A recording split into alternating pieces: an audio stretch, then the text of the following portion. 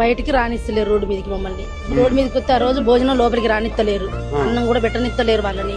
కనీసం ముగ్గురు మంత్రులలో ఒక మంత్రి అన్నా లేకపోతే స్థానికంగా ఉన్న కొంతమంది ఎమ్మెల్యేలు అన్నా ఎవ్వరు రాలేదు. కనీసం ఒక అక్కడ ఉన్న వార్డ్ మెంబరో కౌన్సిలరో వాళ్ళన్న కాంగ్రెస్ నుంచి ఎవ్వరు రాలేదు. ఒక్కరు రాలేదు. బీఆర్ఎస్ వాళ్ళు ఒక్కరే వచ్చారు, ఎవ్వరు రాలేదు. బీఆర్ఎస్ వస్తున్నారు.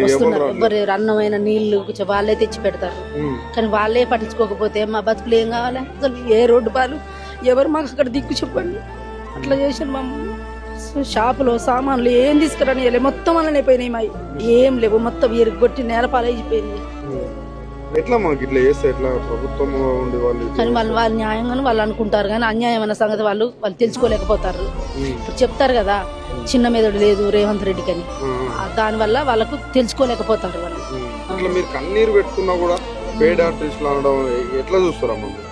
ఇంత ఏడుస్తున్నారు మీరు, మిమ్మల్ని పట్టుకొని పేడ్ ఏడిస్తేనే కదా పేడ్ ఆర్టిస్టులు అంటాడు. సరే మేము వాళ్ళు డబ్బులు ఇచ్చి బీఆర్ఎస్ మమ్మల్ని ఏడిపిస్తారు కదా, మీరు ఇయ్యి ఒకసారి దగ్గరికి వచ్చి ఒకసారి డబ్బులు ఇస్తాను నువ్వు రా మా దగ్గరికి రా.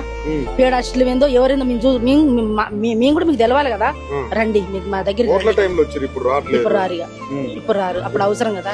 ఇంకా సీనన్న ఎక్కడున్నాడు, మా తలాపన ఉన్నాడు, మమ్మల్ని ఆదుకుంటాడు అనుకొని మేము ఓట్లు వేసినాం, కానీ మమ్మల్ని అన్యాయం చేస్తాడు అనుకొని మేము ఓట్లు వేయలేదు. న్యాయం చేస్తాడు, మాకు అన్న పట్టాలు ఇస్తాడు, మాకు రోడ్లు వేపిస్తాడు. పక్కన ఉన్నది కదా, మమ్మల్ని ఒక దత్తత గ్రామం లెక్క మమ్మల్ని చేసుకుంటాడు అనుకున్నాం. మేము సీనన్న ఫోటో పెట్టుకొని పెద్ద పాలాభిషేకం చేద్దాం అనుకున్నాం, మాకు ఇస్తే. కానీ మమ్మల్ని ఇంత అన్యాయం చేస్తాడని మేము అనుకోలేదు.